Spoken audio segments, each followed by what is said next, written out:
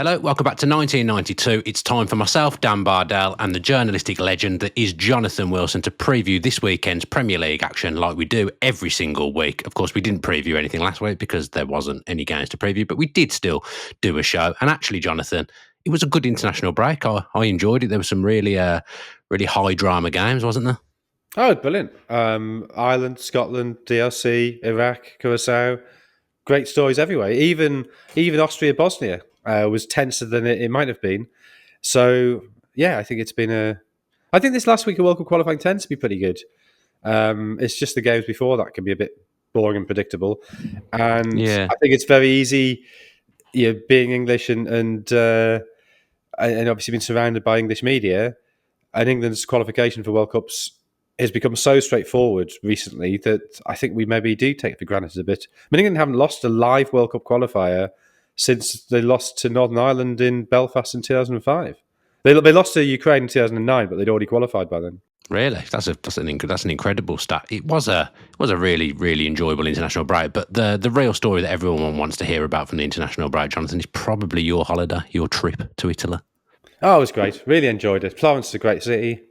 The Uffizi is just an amazing art gallery, almost too big. I almost think I'd have been better off doing it in 2 trips. It's only €25, which obviously is not cheap, but it's given what's there. I think I could have done it over 2 trips. I think €50 would have been worth it.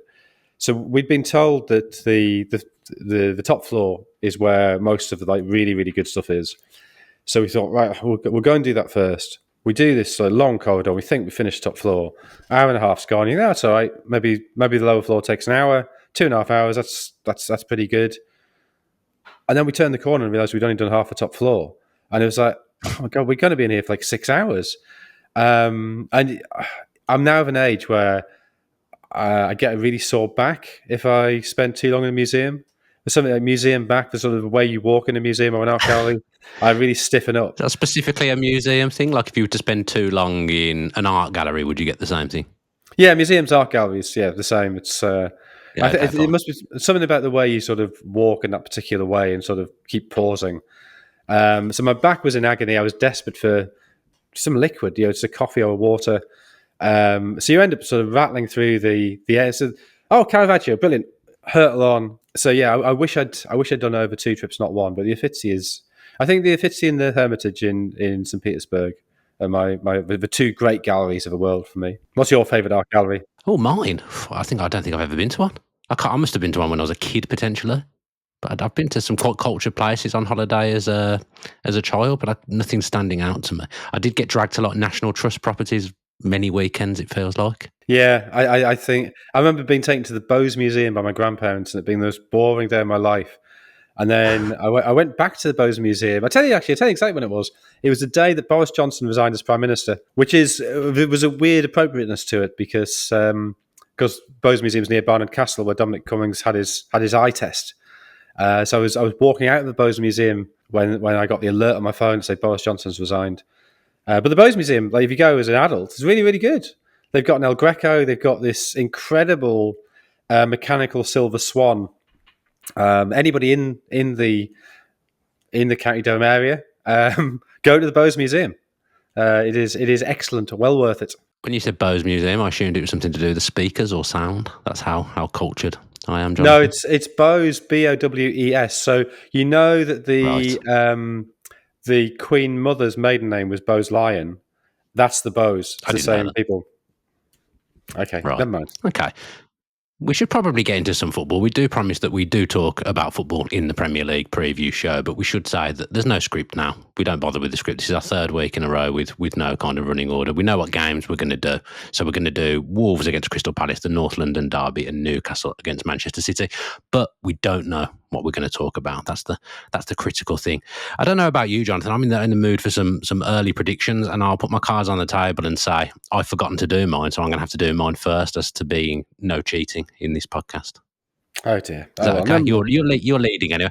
It was not going to make me any worse just doing them on the fly, is it? It shouldn't. That's true. I wouldn't have thought. Right, let's go then. Let's do our predictions before we get into our main games then. Burnley v Chelsea. I'm going to go for a 2-1 to Chelsea. And I'll go for Oh, God, this is the struggling bit. I'm going to go for Delap to be the first goal scorer there. Oh, goodness, interesting. I've gone 2-0 João Pedro. 2-0 João Pedro. Bournemouth v West Ham. I'm going to go again for a 2-1, this time to Bournemouth, and I'm going to go for Evan Nielsen to score the first goal. Jonathan, what about you? I've gone 2-1 to Bournemouth. Semenyo to score the first goal. Right. Brighton v Brentford. I'm going to go for a sneaky 1-0 to Brighton. I'm going to go for Van Hecker from a corner. Oh, you do like your centre-back scoring, don't you? At some point, a centre-back will score, and I'll get that right. Yeah, but you don't get 5 points for it, despite your absurd attempts to fiddle the rules. I've gone 2-1 Brighton. In my opinion. 2-1 Brighton, Danny Welbeck. I mean, he should be in the squad. I've got to be honest. He absolutely should be in the England squad. Fulham v Jonathan Sunderland, where Jonathan predicts Sunderland to lose every single week. I'm going to go for Fulham 1, Sunderland 1, and Isidore to score the first goal. I'm going 1-0 to Fulham and Muniz to score the goal. Honestly, when will he stop? Isn't Muniz injured? I thought he was injured. Oh, is I he? made that up. Good. He's out till the new year. I shouldn't have told you that. Can you change that? Are you allowed? Is that in the rules? No. I've said it now. I believe he's out until the new year. Too much holidaying, Jonathan. Not keeping up with the football. Liverpool v Forest. Forest obviously went there and won last year. I'm going to go for a 2-0 to Liverpool with Mo Salah to score the first goal. I've got 2-0 Liverpool. Ekitike to score the first goal. Very nice. And then the big one of the weekend, Leeds against Aston Villa. I am going to go for 2-1 to Aston Villa, but I'm going to go for Stack to score the first goal. Oh, a little hedge there. I've gone 1-1 Ollie Watkins to get the first goal. I mean, can you stop predicting Ollie Watkins to score the first goal? Because he's scored one goal all season and you keep predicting him to score first. So something needs to change there. It will happen. He'll come good. I bloody hope so. And then finally, Monday Night Football, Manchester United against Everton. I am going to go for 1-0 to Manchester United, Bruno Fernandes. I've gone 1-0 to United and Brian Mbeumo to score the first goal. Okay, I've got to say, I don't like any of my predictions that I've done on the fly there. I've not thought about it at all. But that's my punishment for not doing my preparation. Like I say, you've been on holiday, you've not kept up with the news. I've not been on holiday, but I've not kept up with my predictions. So that's very, very poor. Should we start with the North London derby then, Jonathan? Arsenal against Tottenham. Big game, as always, in North London. Start with the Gabriel injury news. Looks like he could be out for between 1 and 2 months. Arsenal have obviously got incredible depth. They've got players that can come in and replace him, but they haven't got someone with his ability, his character, his leadership, and, you know, whatever happens without him in the team, they're going to be weaker. Yeah, I think that's exactly it. That Mosquera can come in, Norgard can come in, Saliba's obviously there as well. So it will be a good central defensive pairing, but it probably won't be as good as if Gabriel were there. I don't know what it is. Why do Arsenal get so many injuries? I don't think it's just a complaint about them. Every team gets injuries at the moment. I don't think it's Arsenal specific. I feel like at this time of year now with the load, I think it's quite common across lots of clubs. I don't know. They're without Odegaard, they're without Madueke, they're without Havertz, without Gabriel Jesus, without Martinelli. It's a lot of good players. Calafiori's out as well. He's injured, isn't he? Gyökeres, yeah. So I don't know. There's something about the way they play or the way they train, or maybe it's just bad luck. I don't know. But I tend not to have much sympathy with teams with injuries. I sort of think it's just part of the game. You've got to get on with it. But Arsenal probably do get more than most sides. And I think drawing at Sunderland, I think will not be when we look back from the end of the season, that will not look like a bad result. But when you've been on the run they were on, to concede 2 goals to basically simple balls in the box, to concede in injury time, just to create that little bit of doubt. I mean, I think the odd thing is Arsenal have felt totally relentless, totally unstoppable. They were 10 wins in a row, 8 clean sheets in a row.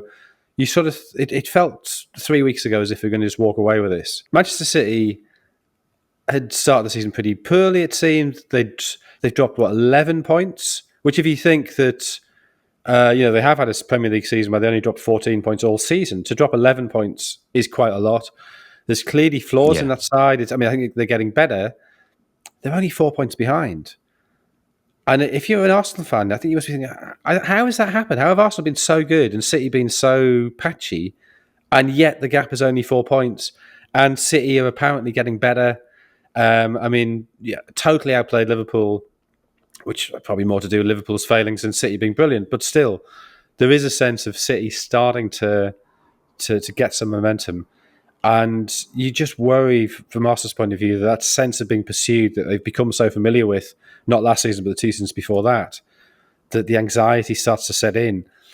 And I worry as well for them that, I think in 22-3, just for the odd nature of the season with the World Cup in the middle of it, it felt like when we came back from the World Cup, we were in the running, whereas actually we still had more than half a season to play. And so there was this sort of huge emotional intensity on games like when they won at Villa 4-2, when they beat Bournemouth at home with that very late goal. And I think you can't go to that well too often. I think you get 2 or 3 of those in a run-in. You can't start doing it with 20 games to go. And it feels with Arsenal that because they looked so serene 3 weeks ago, there's almost a sense of, well, they're on a run-in now, which is obviously nuts. There's still 3/4 of a season to go. There was then 3/4 of a season to go. And a long run-in, if you're the leader, is really, really tough. So I think that slight wobble at Sunderland, I mean, very slight, something that might not even look like a wobble come the end of the season, for it to happen when it did, with these injuries, and before this week where they got North London Derby, then they got Bayern, then they got Chelsea, it's a big week. It's just the wrong time for it to happen. And by the end of the week this season, it was going so well, it's not impossible that it could be in need of a bit of rescuing. Or they could have won all 3 games and be serenely cantering to the title again. Yeah, I mean, you referenced the World Cup year. We're probably at the same point in terms of games played that we would have been at, because it's nearly the end of November now, so I'm imagining a similar amount of games have been played at that point. Obviously, the fixture list is either cruel or kind, however you look at it in the next week. I think Arsenal might thrive actually having a run of big games, even with injuries. I guess the summer, the business they did in the summer, this is why they did it, so that they were covered. And I guess in previous years, they've not had this depth to be able to replace people when they've been out. And actually this weekend playing Tottenham at home, if it's away, maybe, or actually Tottenham are rubbish at home, so maybe it might have been better to be away. Having that kind of big game at the Emirates galvanised the crowd, galvanised the players. I think it might be a good fixture to have off the back of everything that you've just said. There's a truth to that. It's one of those things that we'll know in retrospect. That's the problem with it. I mean, Spurs' record at the Emirates is pretty dreadful. I mean, they haven't won there since, I think, 2018. I think they won in the league and the League Cup there. Were they both December 2018, I think? But their record at the Emirates since is dreadful. I think Arsenal have won 7 of the last 9 North London derbies with 1 draw and 1 defeat in there. So there's no question that momentum is shifted back to Arsenal. That I think, what was it, May 2022 under Conte, when Spurs won 3-0, which is third last game of the season, and they sort of pinched the final Champions League spot from them. And I think that was the 6th season in a row when Spurs have finished above Arsenal, which historically I think that hadn't happened since the 60s. Run like that. But it's very firmly back the other way now. Arsenal are now clearly the dominant team in North London. Yeah, the derby will always be galvanising, but Arsenal in that slightly odd position now of they're expected to win. So it's sort of almost the consequences of a Tottenham victory, both in terms of their celebration and in terms of what it does to Arsenal's morale, will be much bigger than the other way around. Yeah, look, if they get through this week, and I guess the Bayern game doesn't matter that much, it's just because it's against Bayern and you want to test yourself against the best in Europe. In terms of qualifications, it's not really that relevant. If they can take even 4 points from Spurs and Chelsea, then you think, that's a very solid week in terms of getting to winning the title. But what that means is City could be within 2 points by the next weekend. Yeah, that's not what you want, is it? Haaland and City chasing you down. They've been vulnerable and been in that position before. With Arsenal, I don't think we've ever spoken about this, but do you subscribe to the fact that Arteta needs to win something this season? Like, you talk to YouTubers and whatnot, and they have their opinion. Oh, he needs to win. He must win a trophy this season. But they've made unbelievable progress under his tutelage. As someone who I would describe as very professional, what's your feeling on Arsenal, kind of Arteta needing to win a trophy or needing to win a big trophy this year? I think it's really complicated. So, I mean, that stat that I just given that Spurs finished above Arsenal 6 times in a row up to 2022, and now Arsenal are obviously way better than Spurs. So that's Arteta. Arteta has rebuilt Arsenal. He's transformed the squad. He's got them playing in a way that the rest of the league seems to be trying to emulate. He's transformed that club. But I guess there is a danger. Yeah. Say they were to finish second 4 years in a row. Do people start to doubt? Do the players start to doubt that Arteta has that sort of, whatever it means, that winning mentality to get over the line? And maybe they do. And that's not really Arteta's fault. I think the sort of I'm not sure there is such a thing as a winning mentality. I think. No. Well, or I think so that's not true. I do think there is, but I think it's much more complicated than people credit it for. So, for instance, when Rory McIlroy was first coming through, he went to speak to Jack Nicklaus, most successful golfer of all time, to develop his sort of his winning mentality. But Jack Nicklaus hasn't just won the most tournaments of anybody in history. He's finished second the most times and finished third the most times. He's just the best at golf. It wasn't that if he got a sniff of a chance, he always won. Tiger Woods, I think, slightly different. I think Tiger Woods probably did win more often than sort of par. So maybe there is some sort of edge, some sort of toughness, some sort of decisiveness and ruthlessness in the running. But you look at Alex Ferguson, who clearly, if anybody in football has ever had that winning mentality, it's him. And yet he also has had some sort of late collapses. The Aguero moment when City won the league for the first time. United had a significant lead that season, and it was frittered away, and they end up losing it on the final day. You look at Steve Davis, so famously icy cold, and yet he's 8-0 up in the 1985 World Final and loses it. He loses to Joe Johnson the following year, a qualifier from Bradford. It's... Sorry, I said that like coming from Bradford made it less likely he'd win. I didn't mean it like that. He was a qualifier. He came from Bradford. He never won a tournament before. Even if you have that winning mentality, it doesn't guarantee anything. And it's not like Arsenal have been sort of doing a Keegan in 95-6 and getting a 12-point lead and frittering it away as he sort of disintegrates on the touchline. I think that there have been times when they've got down on themselves when they didn't need to, when they've sort of felt the world was against them, whether with injuries, whether with refereeing decisions. I don't think that's healthy, and I think that probably does stem from a manager, and I think some of his touchline antics probably don't help. But I don't think he's a loser. I don't think he's somebody who no. You get in a pressure situation, he makes them worse. I don't think that's true. And it's entirely possible he could finish second 4 seasons in a row and just played really good football in all 4 seasons. And for whatever reason, things just didn't quite go right at the right moment. I think we often try to find meaning and explanations when sometimes just other teams are slightly better at the key time. It can happen. So does he need to win anything? Yes and no.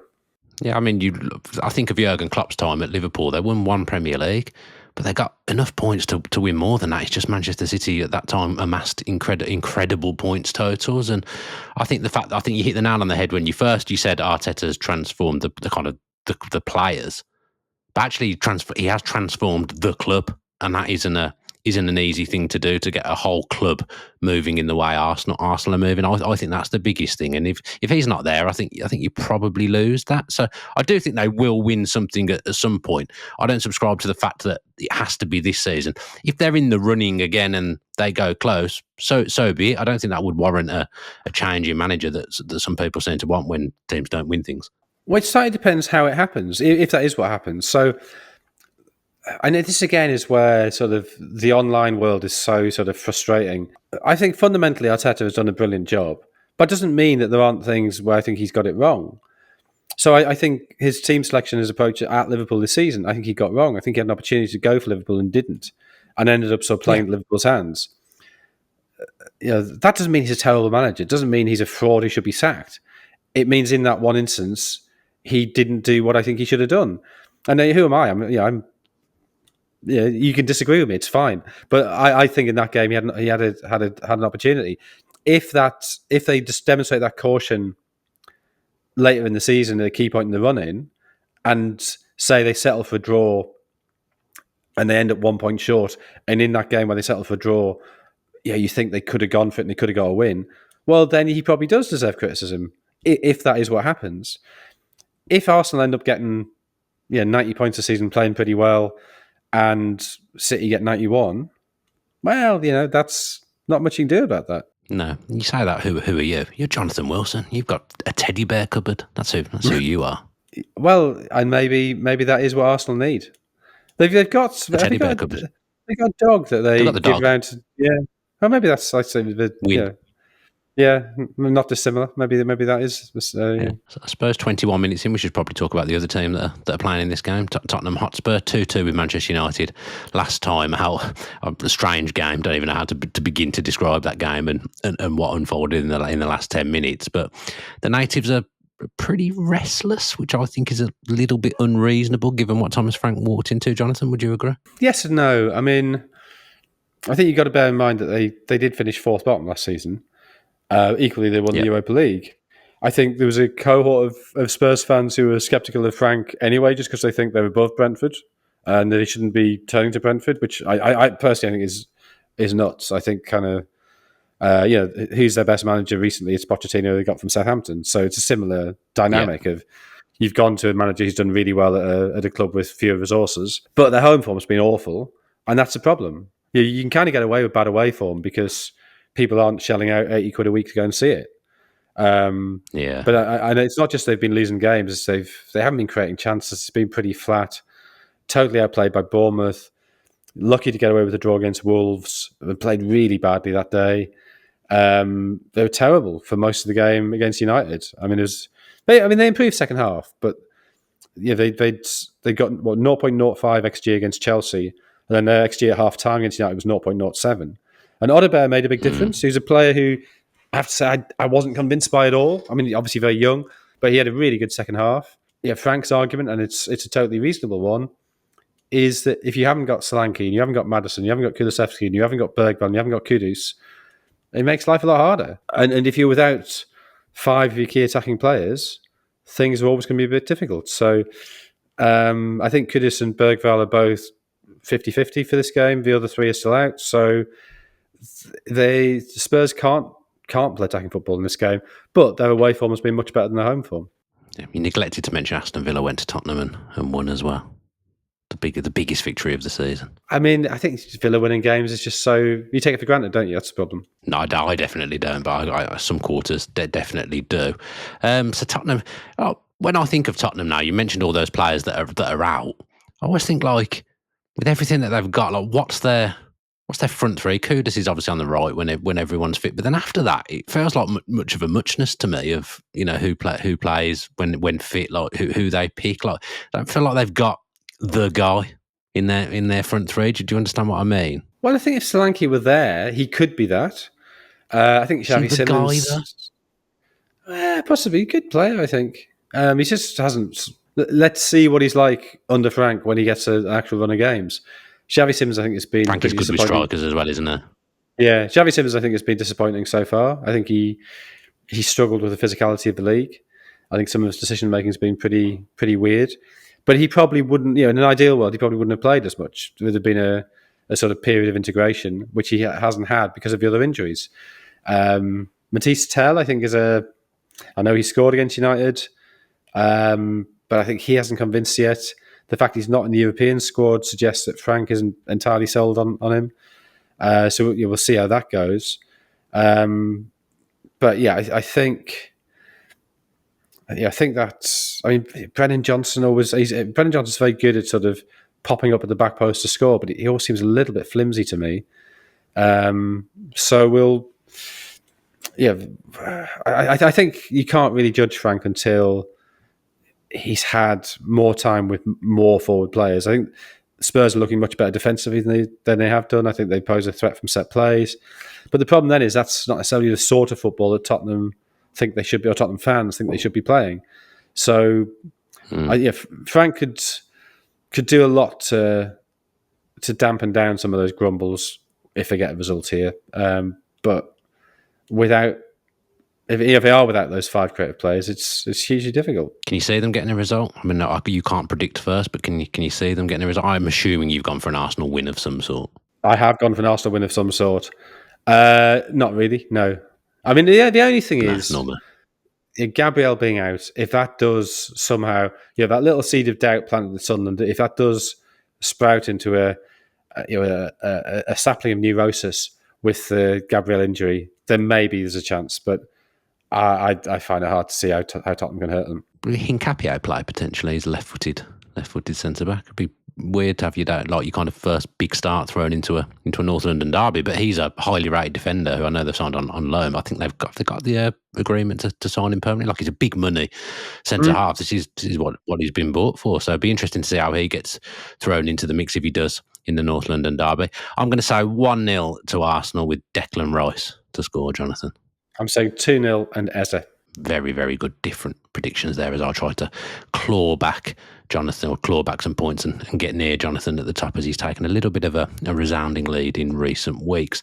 Let's talk about Wolves and Crystal Palace then, Jonathan. Interested to get your opinion, although it's probably a week on and people have stopped talking about it, but we haven't spoken about it yet.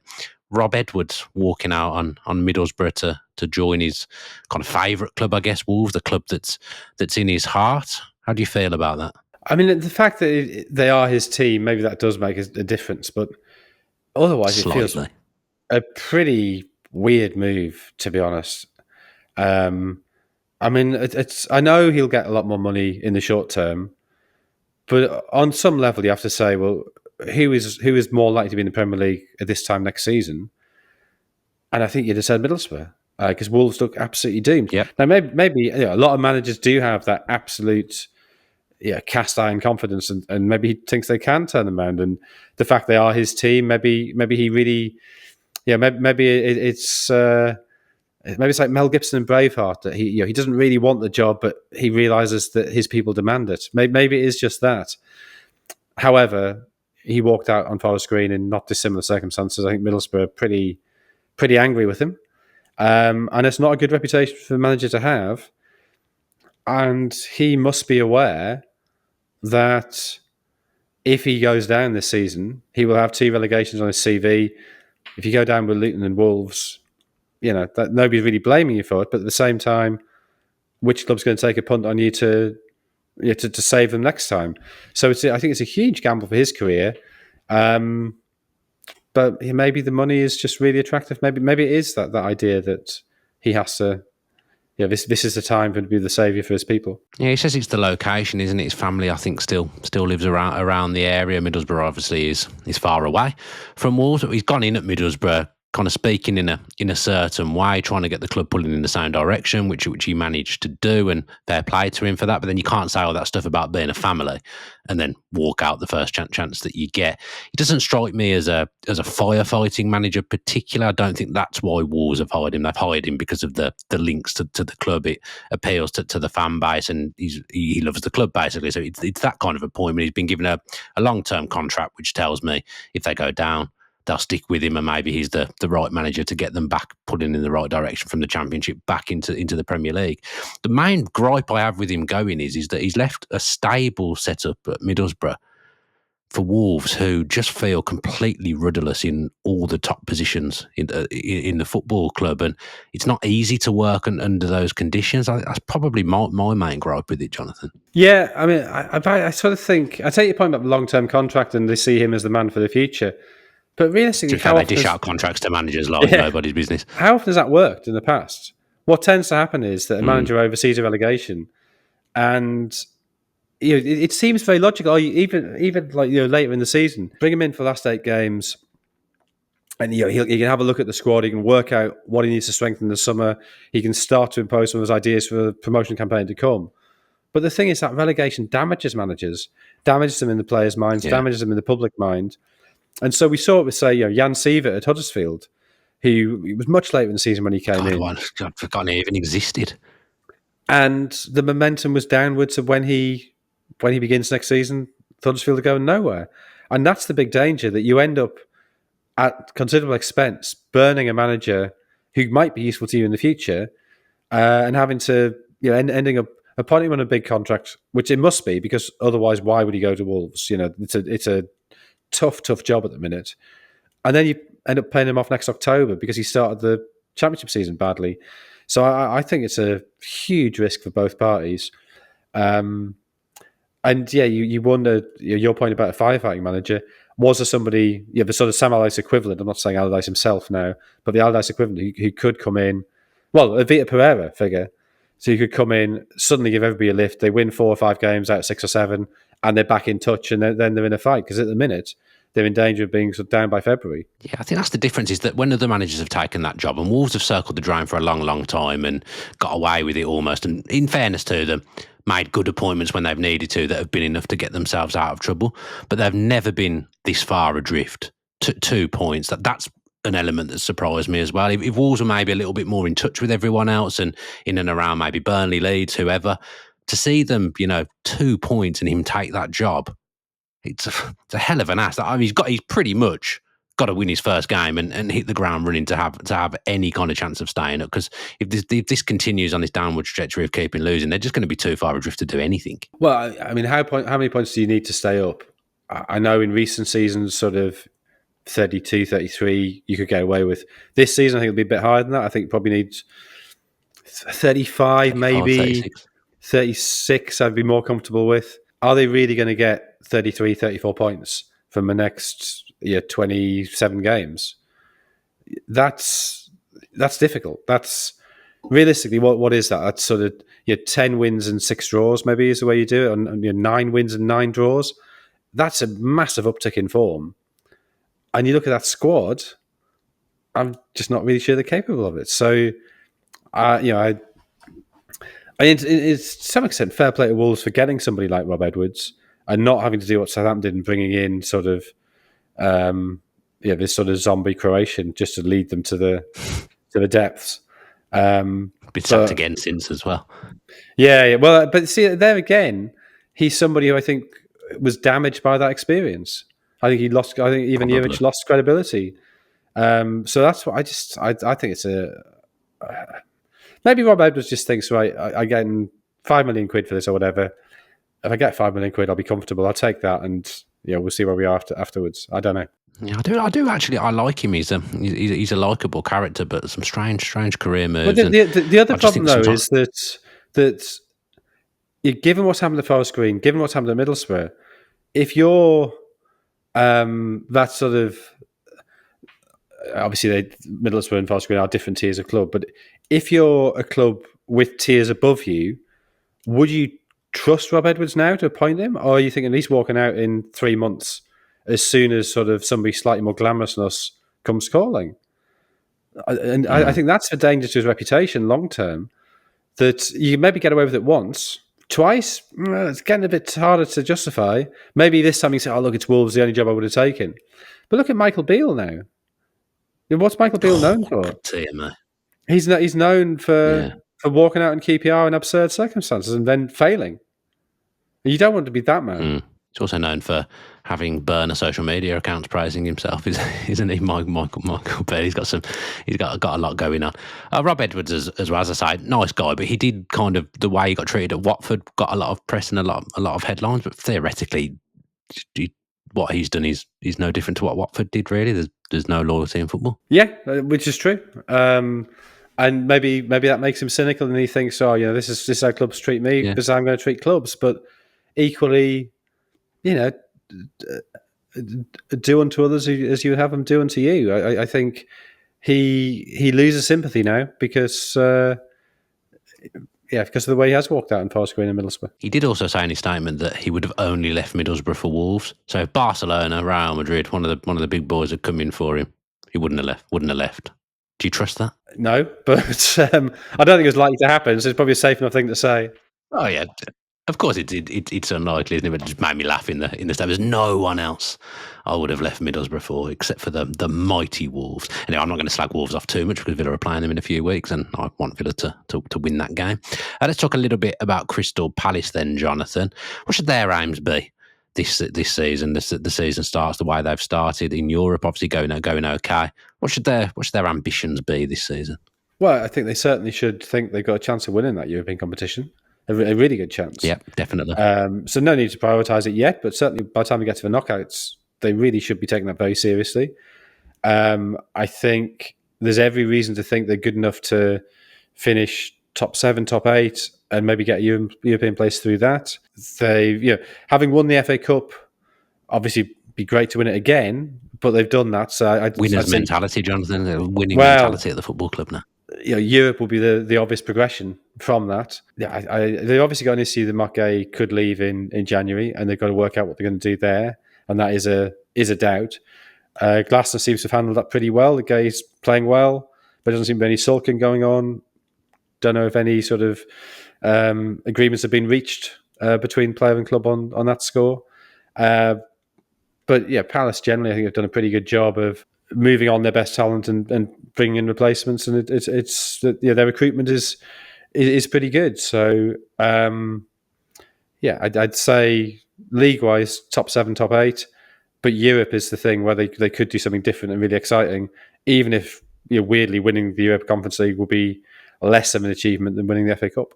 Yeah, where would you see Mark Gahey going? Like, what's his level? Is he a player that could leave and go and play pretty much anywhere? Mark Gahey, in your opinion? Yeah, I think so. I mean, Liverpool are clearly very keen on him. I think Liverpool desperately need a centre back.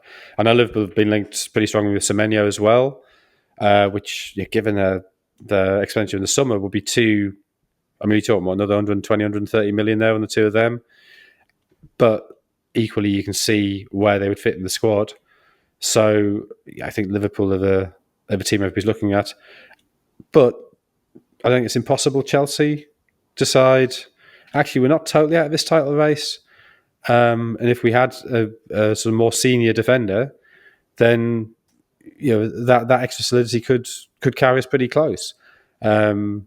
I mean, as you keep reminding me, when they lose, I did tip Chelsea win the title at the beginning of the season. They're not that far off. And if they hadn't had the injuries in the back, they might be even closer. So I think Liverpool most likely, but I wouldn't surprise me if Chelsea have a little sniff as well. Okay, let's get score predictions for this one then. Rob Edwards' first game, Wolves against Palace. What are you going to go for? I'm going 1-0 Palace, Mateta.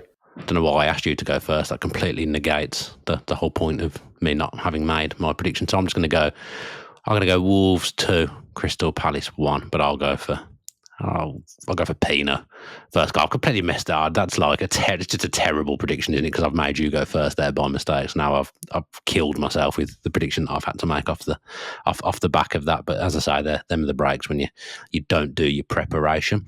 Let's do a quick couple of minutes on Newcastle against Manchester City then, Jonathan. And Newcastle, you look where they are in the league, like having a bit of a tough time. I know their recent record's pretty good, but they shouldn't be languishing where they are in the Premier League right now, should they? No, I mean, I think a little bit like Villa, they came into the season in a bad headspace of this sort of being annoyed and frustrated, in their case because of the Isak deal. I think so much of it's about presentation. If they'd said at the start of the summer, look, we're going to bring in high-class centre-back, we're going to bring in 2 new forwards, plus Alanga on the wing, but the cost of that is that we have to let Isak go. I don't think people would have been disappointed, but I think people would have understood that. But instead, they've sort of worked themselves into this sort of fury of PSR's against us, the establishment's cheating us, and it's just they haven't really understood how PSR works and they haven't used it to their advantage, and I think that sort of cost them early on. The fact that Wissa has been injured clearly hasn't helped them. Anthony Gordon's had this ongoing hip problem, which has led to people complaining about his attitude, but I think it is just he was carrying the injury and then you finally succumbed to it in the Athletic game. But I think they've also got a bit of a problem, and I don't really know how they get around this long term, that the style of football they play is very high intensity. And if you're playing Champions League, Premier League, I think they had a run between the 2 international breaks. Was it 7 games in 30 odd days? And you could see, I mean, when they lost at West Ham, particularly, they just didn't have the energy to play the sort of football they wanted to play. And that's a problem. They either need to make the squad a lot deeper, which it looks like they're not going to be able to do financially, or they have to work out a way of of winning games without playing at that absolute 100%. Yeah, and we did Manchester City last week, so we won't go over old ground, but you can go back and listen to that if you wanted to. Jonathan and I talked about lots of things, including his teddy bear cupboard, if you didn't know what we were going on about earlier on in the show. What's your prediction for Newcastle against Manchester City then, Jonathan? 2-1 to City, Holland. You've just done it again. Oh, I know what I was going to say, though, and it's different to you. So Okay. That's okay. I trust you. I was going to say 2-0 to Manchester City, but of course Haaland scoring the first goal. It was mentioned in the comments a few weeks ago that me and you have got kind of an underlying battle going on that isn't spoken about of how we both pronounce Haaland. I'm presuming you pronounce it correctly and I pronounce it wrong. Yeah, but most people pronounce it the way you pronounce it. But the Norwegian is Haaland. There's a kind of a battle of who's going to back down first here. It's not going to be me, let me tell you. I'm not going to back down. I'd love it if you back down first, Jonathan, but I don't think you're going to either. So I'm just going to have to continue doing it. Even though I acknowledge that you're probably right, I can't now, because someone's mentioned it in the comments, I can't now back down and change it. I'm going to listen to how the commentators say it at the weekend. I'm imagining they say it like me, but without a Brummie accent. Yeah, probably, but the correct pronunciation is Haaland. I mean, Bruno Fernandes, as he's supposed to be called, has said, look, English people can't really say that sound, just call me Bruno Fernandes, it's fine. And that's sort of the attitude I take. I think people get very worked up by this. And there's a bit of a sort of, English people are so arrogant, they just say things their own way. Go anywhere in the world, they say things their own way. When I was in Argentina, nobody can do the J sound, so they all call me Jonathan. Which is fine. It's just how they say it. Jonathan Wilson, I like that. It's a sh, not a j. At the start. Jonathan Wilson. No, instead of a j. Jonathan Wilson.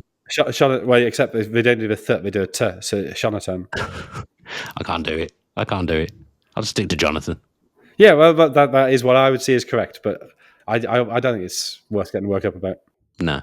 Okay. Well, what a lovely way to end the show, trying to pronounce Jonathan's name in a different dialect. Thank you very much to Jonathan for joining me today to preview the Premier League, as we always do. We will be back next week to do the exact same thing, and no more international breaks, so we'll just be on a constant run of previewing up until March.